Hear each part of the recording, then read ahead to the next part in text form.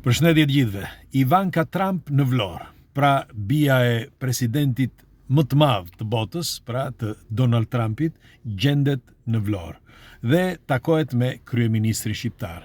Sipas të dhënave, Ivanka së bashku me Kushner, pra bashkëshortin e saj, ka qëndruar në Vlorë dhe kanë fjetur aty dhe kanë folur, kanë darkuar bashkë në një restorant për të folur për biznesin në Shqipëri. Duhet të dini diçka që nuk flitet shumë, por doja që ta diskutonim së bashku për të kuptuar në fakt, sepse jemi pjesë e kësaj toke, e këtij planeti dhe pjesë e Shqipërisë. Dhe ndonjëherë duhet edhe të kuptojmë se çfarë ndodh.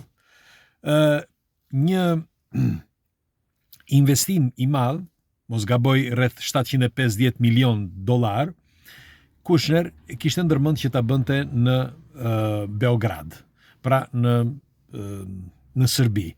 Dhe vet Vučić ka deklaruar publikisht që ky kompleks që kishin për të bërë, sepse do bënin një kompleks shumë futurist, është tërhequr. Pra është tërhequr dhe nuk do bëhet më. Dhe ne, thot Vučić, humbëm, thot, një nga shanset më të mëdha dhe humbëm, thot, është e vërtet, thot, që humbëm $750 milion, pra investimi që do bënte Kushner. Dhe pyetja ime është, si është e mundur që u tërhoq nga Serbia dhe investon në Shqipëri? Për ju, çfarë mendimi keni? Pra, pse duhet të vendos, me një fjalë, që të tërhiqet nga Serbia dhe të përqendrohet në Shqipëri? Për ata që nuk e din, mendohet që Kushner ose vajza e Donald Trumpit, Ivanka, kanë ndërmend që të bëjnë një resort, një resort të madh, me një fjalë, në pjesën e përparme të ishullit Sazanit. Dhe nuk është vetëm ai si vend, sepse edhe vendet të tjera, për shembull, edhe të huaj të tjerë, investojnë në Shqipëri. Dhe shteti shqiptar ka hapur, si mund të quhet, një lloj ndihme, okay? Që ndihmon të huajt që të marrin toka në Shqipëri dhe të investojnë. Ndërkohë, nuk ndihmon vetë shqiptarët që të ndërtojnë në Shqipëri. Pra, nuk ndihmon vetë shqiptarët, nuk po flas për veten time, këtu po flas për gjithë shqiptarët. Nuk u jep mundësi shteti shqiptar shqiptarëve që të investojnë, pra t'u jap ndihma her pas here, të thotë për shembull, okay, këtë që e bëri për shembull për të huajt, pse duhet ta bëj për të huajt dhe mos ta bëj për shqiptarët? Për çfarë arsye?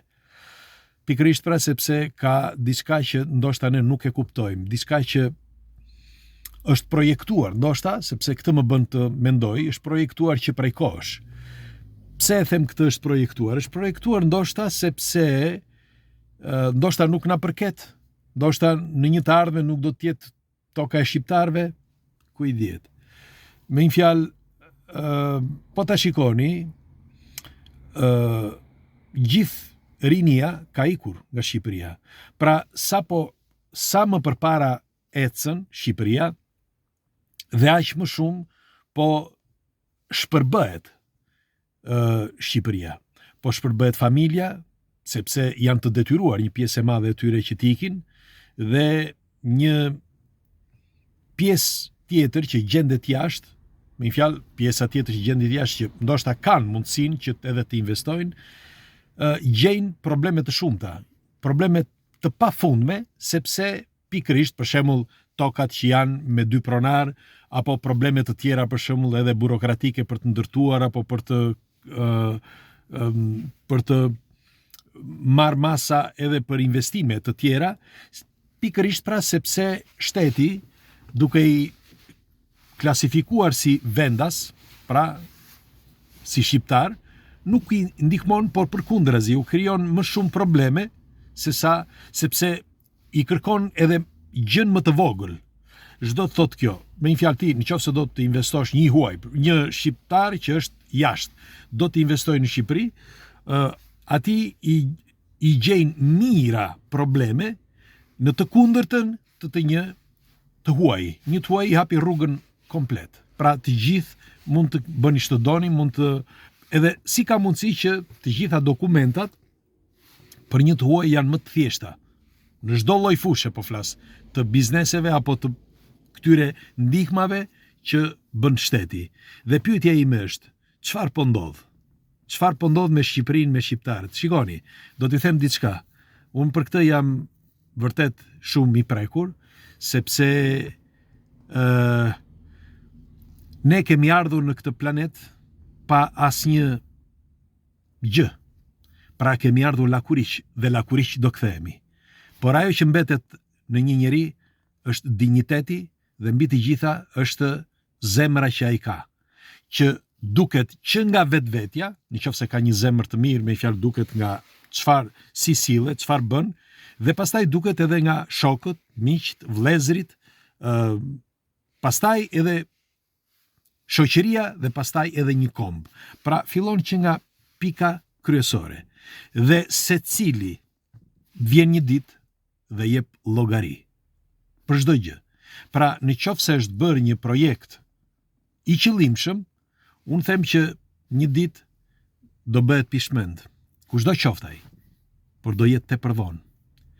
Njerë më tha dikush, tha mos e bëj këtë, tha, sepse do të vi një ditë që do të qash lot gjaku. Dhe më është ngulitur kaq në fort në mendje kjo gjë, sa që për çdo aksion apo çdo vendim që marr kam frikë, sepse them pse duhet ta bëj këtë. Pra më ngacmoj atje ku duhet të më ngacmonte. Ka njerëz të tillë për shkakun që nuk duan t'ia din fare. Nuk duan t'ia din nëse dikush i thotë kështu apo nëse dikush e këshillon, sepse ne kujtojmë se dim çdo gjë. Të mbani mend që jeta e njeriu është asgjë. Sot është, nesër nuk është njeriu. Por gjëja më kryesore është që të mbahesh mend, dhe nuk mund të mbahesh mend për zhdukjen e një kombi apo për shpërbërjen e një familje apo për probleme të tjera. Pra, unë mendoj që të gjitha këto që po ndodhin në Shqipëri kanë një projekt, sepse nuk kuptohet si është e mundur pra që të investohet. Unë nuk jam xheloz për askënd, thjesht e flas për të gjithë sepse kam folur edhe me shok shqiptar që thonë duam të investojmë në Shqipëri, por nuk mundemi sepse na krijojnë një sër problemesh, një pafundësi problemesh, dhe problemet janë të shumta, për shembull edhe nga tokat, për shembull që tani po shikojnë se që t'u japin tokat atyre që i kishin në kohën e atëhershme, në kohën e viteve 900. Pra duket sikur çdo gjë është e projektuar dhe e qëllimshme që të mos ajo tokë të mos jetë e shqiptarëve dhe shqiptarët mos jetojnë aty. Pra kështu më bën të mendoj se është e çuditshme. Është e çuditshme që pse duhet u japin prioritet të huajve kur ke shqiptar. Shqiptarët që kanë tokën e tyre, por edhe sikur mos ta kishin tokën e tyre, një ndihmë që t'japësh shqiptarëve është e rëndësishme. Pra ti nuk mund t'japësh ndihmë dikujt që është i huaj, ku ai ka tokën e tij, ka vendin e tij deri dje ku ka qenë. Dhe në qoftë se dikush mendon që po toka nuk i përket askujt, është i gjithëve, atëherë në qoftë se është ky thelbi i bisedës që po bëjmë, nuk po flas më, kështu që do të thotë që gjithsekush mund të bëj ç'të doj, por një ditë do t'jap llogari në një mënyrë apo në një tjetër, sepse është vetë jeta që të çon deri atje. Kështu që e përsëris edhe një herë, ndoshta këto investime, si për shembull e familjes Trump, janë të rëndësishme, dakord, disa, për shembull kjo këtu e Sazanit, por Sazani është vendi më strategjik i Shqipërisë dhe unë mendoj që duhej që të kishte edhe shqiptar brenda.